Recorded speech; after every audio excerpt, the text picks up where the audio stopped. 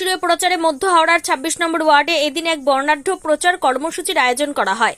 প্রচারে অংশ নেন মধ্য হাওড়া বিধানসভা কেন্দ্রের তৃণমূল কংগ্রেসের প্রার্থী তথা রাজ্যের প্রাক্তন মন্ত্রী অরূপ রায়, ২৬ নম্বর ওয়ার্ডের প্রাক্তন পুরপিতা তথা হাওড়া পুরসভার প্রাক্তন মেয়র পরিষদ সদস্য শ্যামল মিত্রের উদ্যোগে এদিন ওই বর্ণাঢ্য প্রচার কর্মসূচির আয়োজন করা হয়। এদিনের প্রচারে কেরলিয়ান নৃত্য, বাংলার লোকনৃত্য, সঙ্গীতে সাংস্কৃতিক দল অংশ নেয়। হুটখোলা গাড়িতে প্রচার করেন প্রার্থী। এদিনের কর্মসূচিতে তৃণমূল কংগ্রেসের হাওড়া সদর জেলার নেতৃত্ব সহ কয়েক হাজার কর্মী সমর্থক অংশ নেন।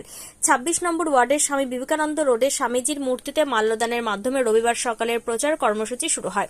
এরপর তা বিভিন্ন পথ পরিক্রমা করে। রাস্তার দুধারে অগণিত মানুষ উপস্থিত ছিলেন। পাশাপাশি বাড়ির মহিলারাও পুষ্পবৃষ্টি করে মালা পরিয়ে প্রার্থীকে শুভেচ্ছা জানান। হাওড়া থেকে সুমন আদকের রিপোর্ট, crime press, Bengal news. Hey!